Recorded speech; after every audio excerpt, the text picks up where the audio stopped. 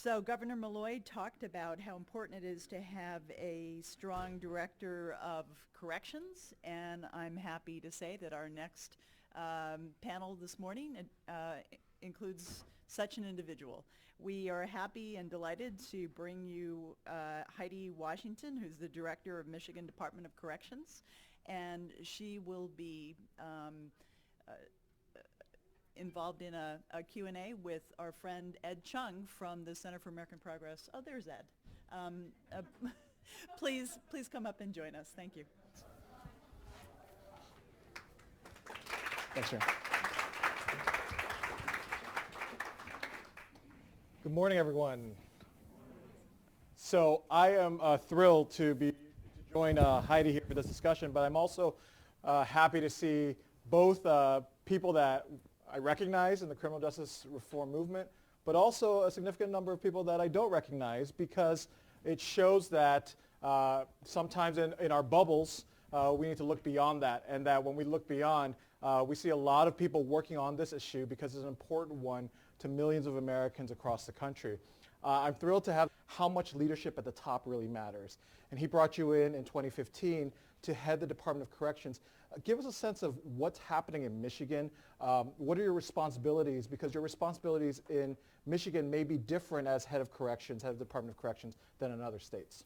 Sure. Well, I did get appointed in 2015 by Governor Snyder, although been in the department for many years, and so had the opportunity to work through a number of different administrations, frankly. But in Michigan, we do run one of the larger prison systems that encompasses probation, prison, and parole. So roughly 100,000 individuals under our jurisdiction under that umbrella every single day. So a very large department.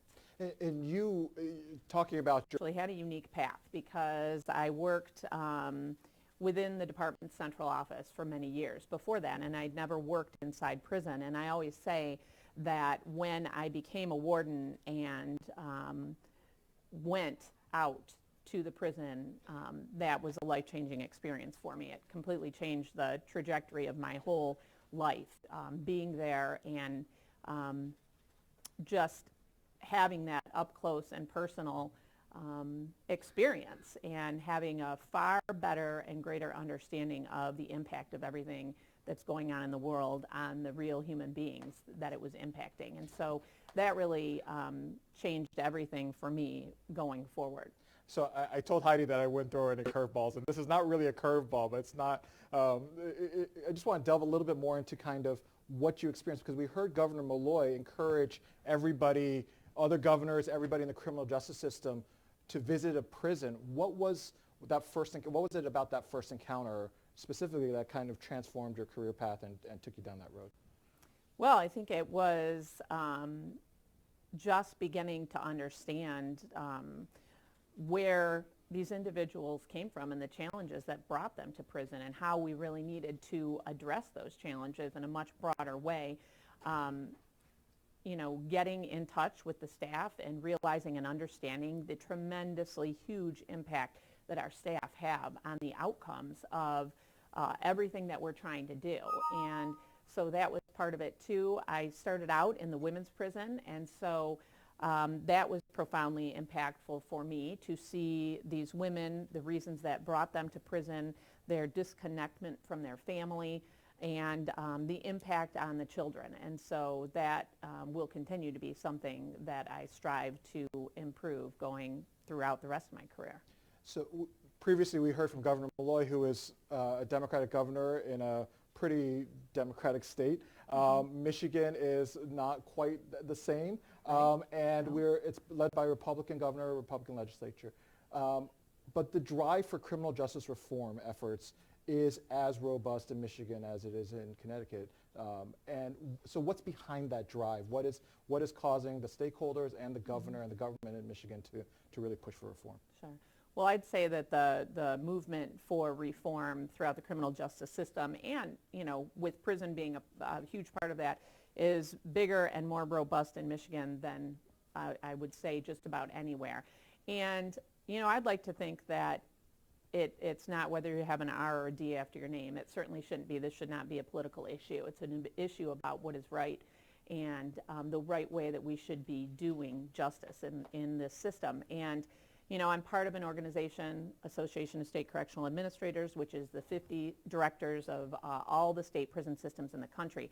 And many of them are R's, many of them are D's, but all of us have the same agenda, which is to make our systems better, to make them more humane, to employ evidence-based strategies, to work towards positive outcomes that ultimately help people be successful so that they can go out and not come back. And of course, you've got to have support at the top. I have a very, very supportive governor who just was in prison last week with me, and who does come and visit our facilities, and who is right in there, asking me on a daily basis, what can I do to help? Are there things with employment, with various things? And so in Michigan, it is a partnership, and I think it's very bipartisan in Michigan, or we wouldn't have achieved all of the success that we've achieved so far.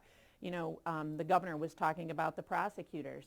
I'm very proud of the fact that in Michigan, our Prosecuting Attorneys Association, I've hosted 2 of their meetings inside prison. And they've been a part of many of the initiatives that we have going on. So just like with our legislature. And so we continue to work all of those partnerships because we've got to have support from a very broad base. So let's talk about some of those initiatives that you were starting or continuing and enlarging. And because the way that Michigan is set up, you have probation, parole, and the prison system. Let's start with the prison system. What are some of the key initiatives that you started or you are pushing in Michigan? Well, first of all, Michigan in its peak, and the governor mentioned back in the 80s and 90s, I can't recall the statistic to use, but there was a prison being built every 10 days. Right. Well, Michigan was no different. We were in a huge building boom, and our population peaked at a little over 50,000, a decade ago. And I'm very proud to say that in the last 2.5 years, since I was appointed, we've worked very hard at that. We have had about a 7.5% decrease in the last 2.5 years. Just last week, we hit 39,800, which still is a huge number, right? It's still too much. But from where we were, we're making tremendous progress. So we haven't been at this level since 1993 in the state of Michigan. So we're all the way back to 1993 population figures. And what are the types of things that you're changing about prison policy that is contributing to that? Well, there's so many things. There's a number of things that we're doing. First of all, we changed our whole mantra to offender success. So we're concerned about the success of every single individual, no matter which part of the system they come under. And with that focus, education and employment, we believe, are the keys to success. And so within prison, we're very, very focused on those opportunities. We have opened the second of what we call our vocational villages, and those are communities within prison where we are teaching in-demand skilled trades. And not just, this was one of the things, we talked about how did my being a warden inform, the way I view being a director. Well, it was one of those things that, when you don't know what's going to happen to you in your life, you always think, well, if I was ever this or if I was ever that, well, if I was ever the director, I used to find myself saying, I'd do this or I'd do that.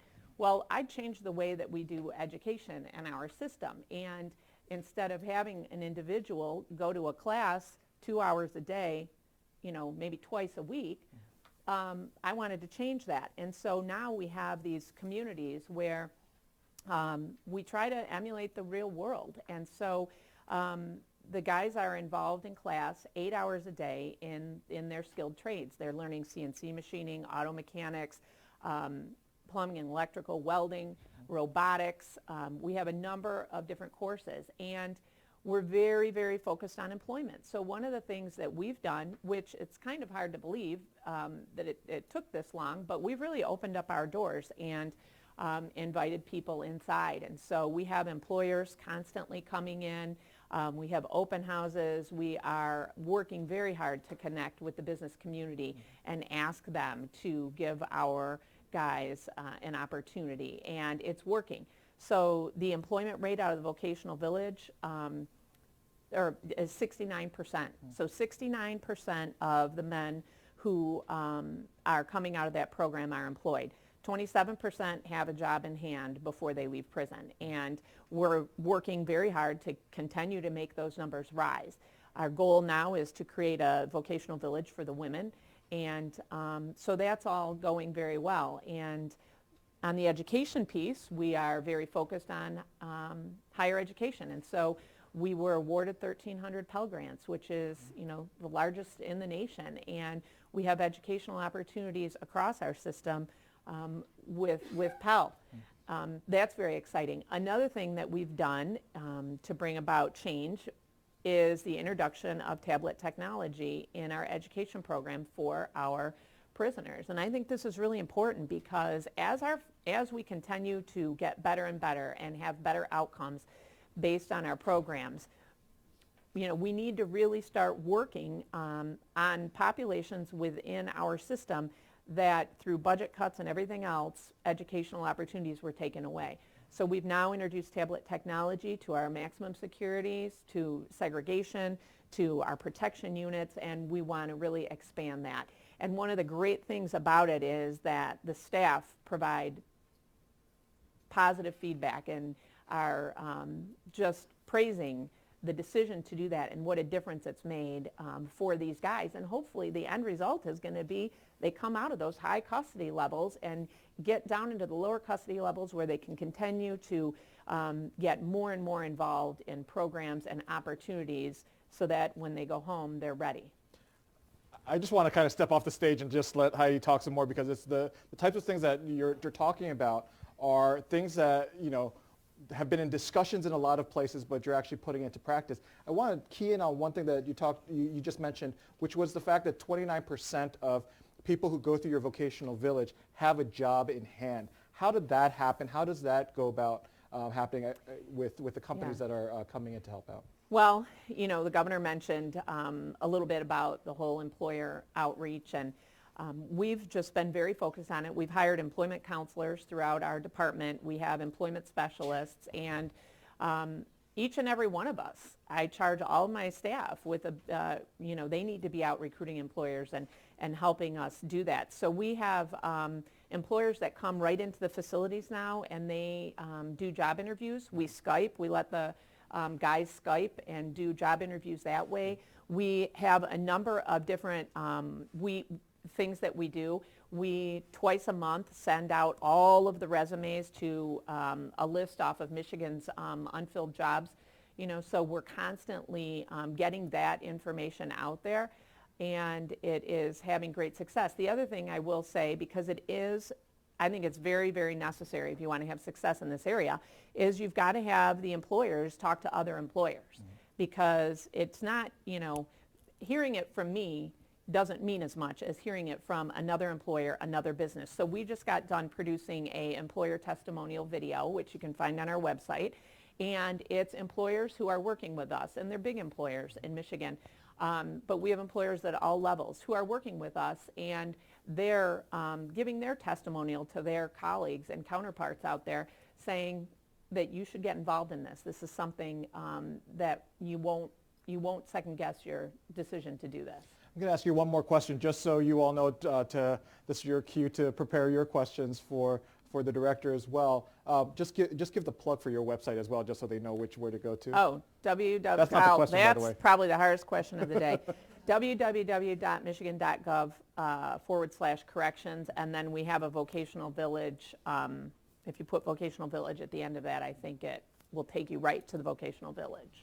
What I wanted to ask you about was your role in probation as well, and so there was a period of time where probation was the policy that people went to because they didn't want to put people in corrections, but probation still is, you're involved in the justice system, you still have that supervision, you still have the ability quickly to be incarcerated or be jailed if the way that probation works is not beneficial and it's too quick, or you're you know all this in terms of if you're violated very quickly. And so what are the things that you're looking at in probation as well to reform the system? Sure. Well, I think that probation is probably the most important, one of the most important areas that we focus on in our department. And so we've been very focused on it. And the reason why is because if we really believe in change and we really believe in helping people be successful and we really believe in all of those things, which I do, then we need to put our resources at the front end of the system as far back as we can to help people get them on the right track so that they don't end up in prison. Because as was already stated, the negative repercussions of incarceration are very, very difficult to overcome. And so why wouldn't we want to put our resources up front and make sure that whether it's how we supervise people, and in Michigan we are now using the Carey Guides, which is a evidence-based method, if you're not familiar with it, that informs how you supervise and targets people's triggers and risks and all of those things, as opposed to the traditional way that we've supervised people, which is to ask them, do you have a job? Have you, had any contact with law enforcement? Those types of things.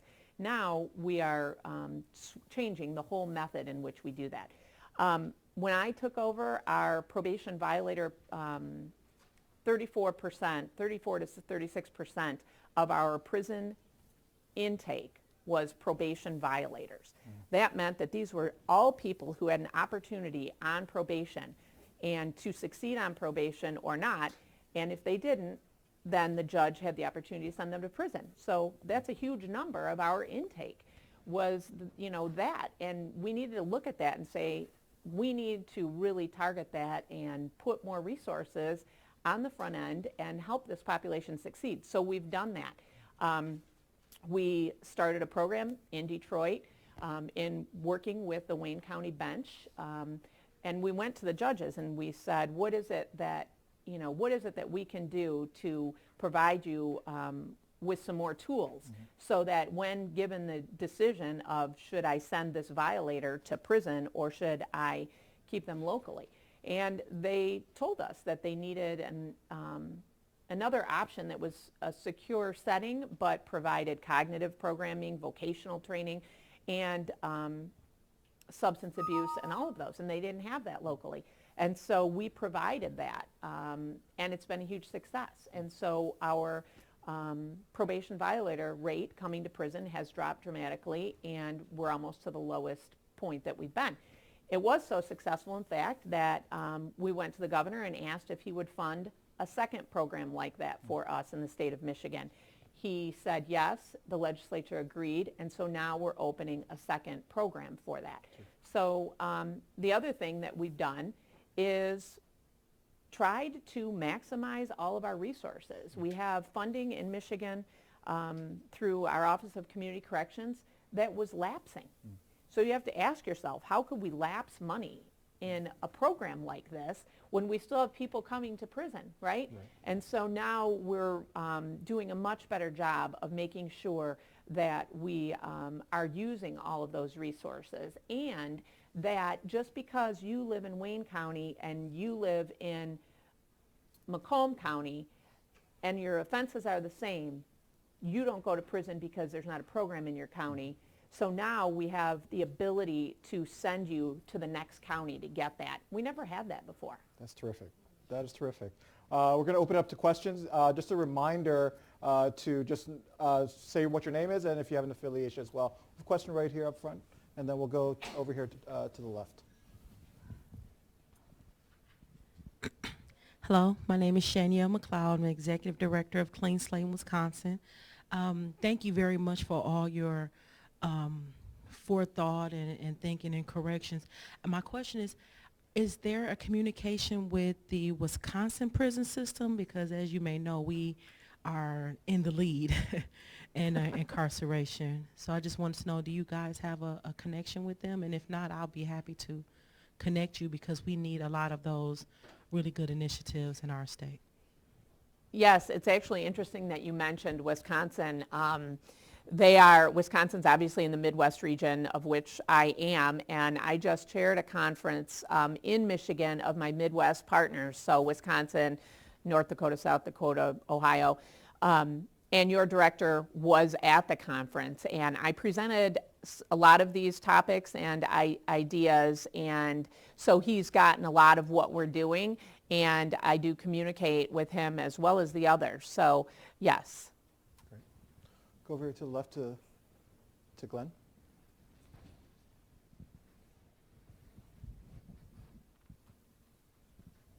Good morning, Glenn Martin, Just Leadership USA.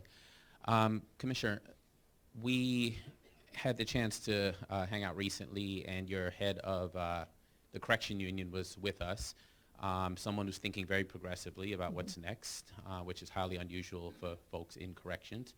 And he talked a lot about culture and how culture is in the way of progress.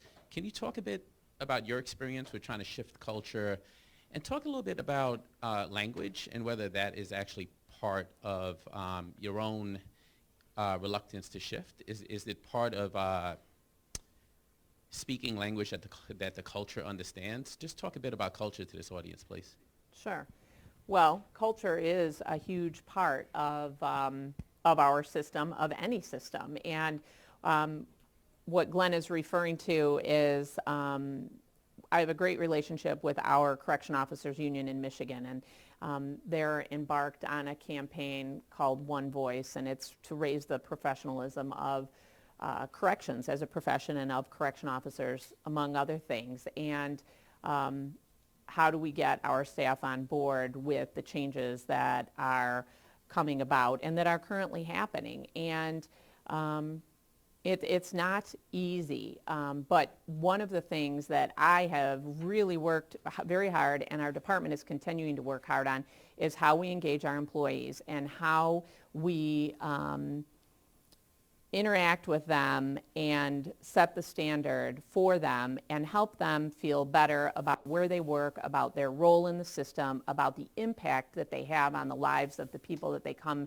into play with every single day, and about humanity. And humanity is a big part of what we talked about. And Glenn mentioned labels and names, and things as simple as those things are oftentimes very hard because you have an ingrained system that doesn't allow you to call people by their first names, those sorts of things. And it's all a part of a learning process and a change that we are about. But what I can tell you is we've been surveying our employees every year for the past several years about these things, about how they feel about where they work, about their role, about the image of our department. And when we started out, it was pretty shockingly what we heard from our employees. But we've improved every single year, and we're going to continue to improve. And I think, as we do that, we get more and more people engaged and involved who believe or understand that your role here is to help other people be successful. It's not about what you're getting or what you're not getting. And so it has been a culture change, and it's going to continue to be.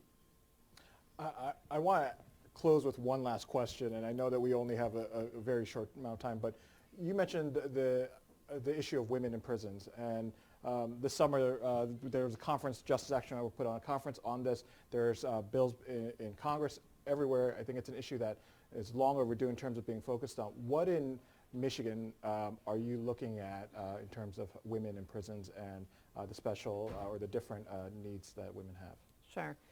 Well, as you probably know, the women's population nationally is rising, and so we're focused on that. Last year in Michigan, our population went down. This year, we are down further at this time this year than we were last year, so we expect to be down again, but more resources in the community for residential resources for women in Michigan because of the whole substance abuse issue with the whole opioid epidemic. That is one thing. Another thing that we are embarking on is we want to, we do gender responsive training and all of those things, but there is something called the Gender Informed Practice Assessment that in Michigan we are embarking on doing, and we think that that is going to help us better inform our own policies. You know, right now, I don't know, you know, among all of the other states if they have different policies, but we have one set of policies in Michigan for everybody. And we need to really rethink that because women respond differently. And I think that it's time that we do that, you know, and we will, I am confident, have some very significant changes in terms of our outcomes for women once we go through that process and change the way we deliver programs, the way we mete out misconducts, and all those kinds of things. You know, it's really inspiring to hear Director of Communications talk about leadership and leading a correction system in the way that Director Washington is doing. Join me in thanking her for being here and sharing with us.